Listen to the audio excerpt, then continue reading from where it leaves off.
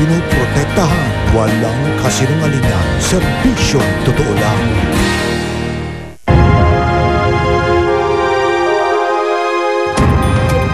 Talagang sulit ang 15 araw kapiling ang mga hari ng karagatan.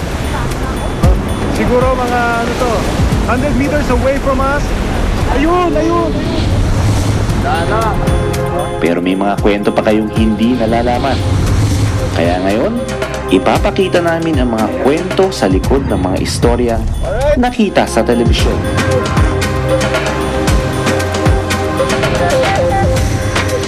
Ito ang aming Expedition Diaries.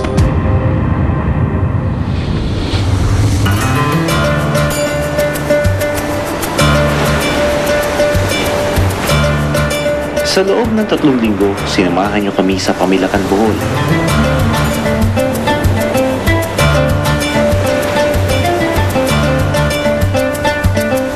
Una nating nakasalamuha ang mga dolphin. Dito, nasaksihan natin ang kanilang nakamamanghang gawi sa ibabaw. It's so different from all the other days. Kasi nung ibang araw, takbo sila ng takbo, tsaka langoy ng mga mabilis. But this time, mabagal lang sila, relax lang, and they just jump and swim, showing their whole bodies. It was amazing.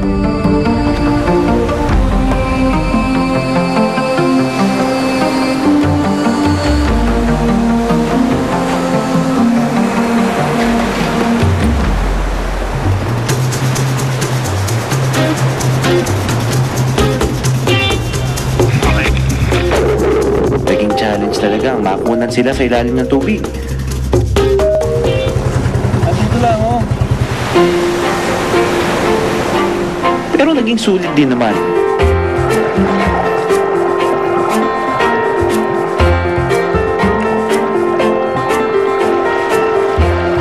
Sa mga memorable videos na nakita namin ay yung dalawang dolphins na nagkikis-kisan yung kanilang katawan ng matagal. It's as if they were mating or in courtship.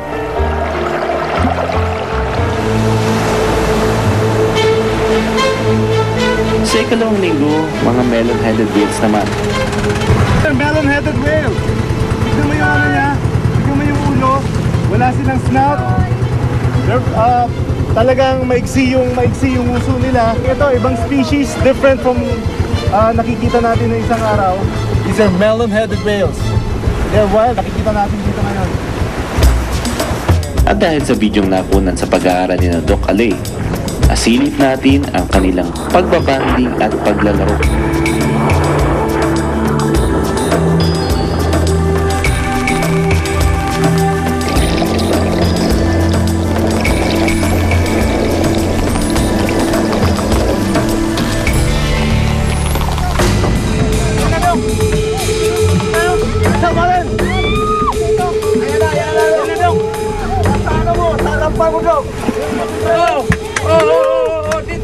Bumulaga rin sa atin ang maraming butanding.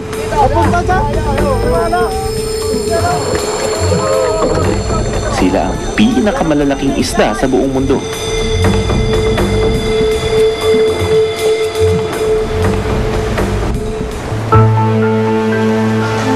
At dumating na nga ang pinakamalaking sorpresa. Pagdating namin doon, nakita namin, sabi ko doon sa cameraman ko, hindi ko tanding yan. Balyena itong nakikita natin. Yun, focus na lang doon, focus na lang doon.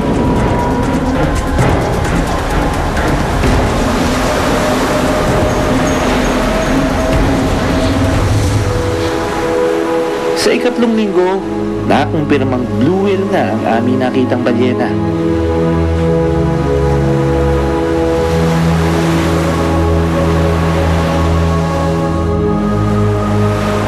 Ayun na. Alright. Right on time, 5 minutes.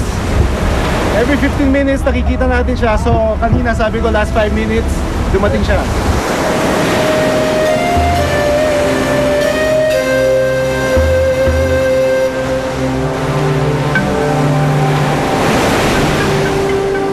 Ang blue whale ang isa sa pinakamailap at pinakamalaking hayop sa balat ng lupa.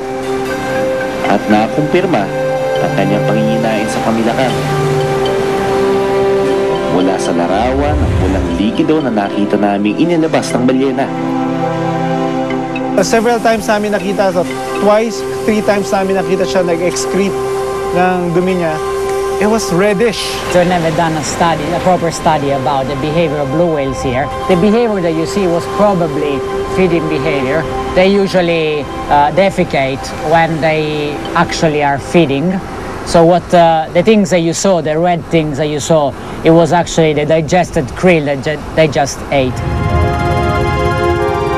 Talagang sulit ang 15 araw kapiling ang mga hari ng karagatan.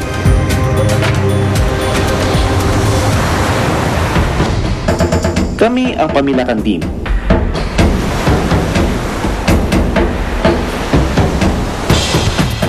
Nag-uumpisa at natatapos ang aming bawat araw sa isang lugar, sa aming kampo. Ito yung mess hall namin, meeting room, tambayan room, tulugan room, siesta area, everything. It's here. Dati wala to, pero kasi sobrang lakas ng hangin dito, so yung mga gamit natin nalilipad. Ito yung church. May misa dito once a month. And we have some fresh water. Isang ganito, isang galon. Enough na dapat yan para maligo ka. So pagkasyahin mo yan. Everything. Kitchen. Yan sila ate, sila nag-ready ng pagkain namin. We eat fish every day. Kung ano yung huli nila dito, yun yung kinakain namin. Nagpapakain sa amin, nag-aasikaso sa amin. Hello. Simple lang yung buhay namin dito sa expedition na to, dito sa Pamilakan. We live just like the locals. Dito kami nakatira sa mga huts. Kumakain kami kasama nila, kung ano yung kinakain nila, yun yung pagkain namin. Kung ano yung huli ng mga mangisda, yun din yung kinakain namin. Of course! Ito yung aking... Bilhin natin yan. Tour ko kayo. Welcome to my crib. My things, my stuff, my bed. Dito, minsan tumutulo. So pagising mo, ito yung makikita mo. Pagbukas mo niyan, dito ka na sa harapan ng beach. Matutulog ka, naririnig mo yung alon. Ang mga videong ipinakita namin sa mga nakaraang linggo ay talagang inabangan ng maraming araw para makunan.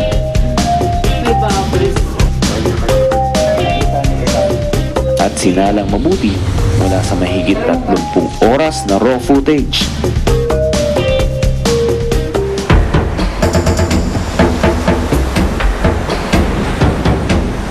Araw-araw gumigising kami ng maagang maaga dahil ito ang oras na nakikita raw ng madalas ang mga dolphin at balyena.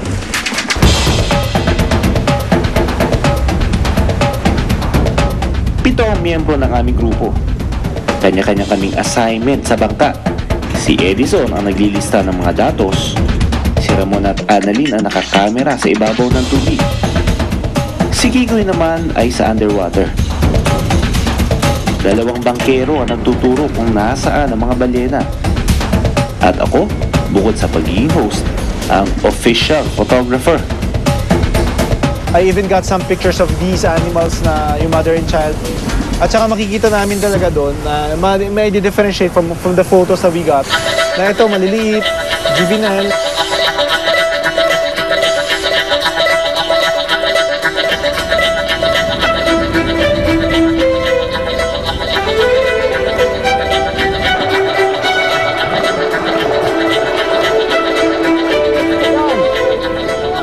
Pag mabilis na, yun, sobrang nakakalunod na kasi matatanggal na yung mask ko. So, yung isang kamay nakakapit sa pating, yung isang kamay nakalugdog para sa camera. Mahirap siya. Yun, maraming baso ng tubig siguro ako nainom na tubig dagat. Hindi mo alam kung kailan gagawin ng isang dolphin na mag-spin sa tubig. Kailangan nakaroll ka lagi para makapture mo yung video na pag-spin niya.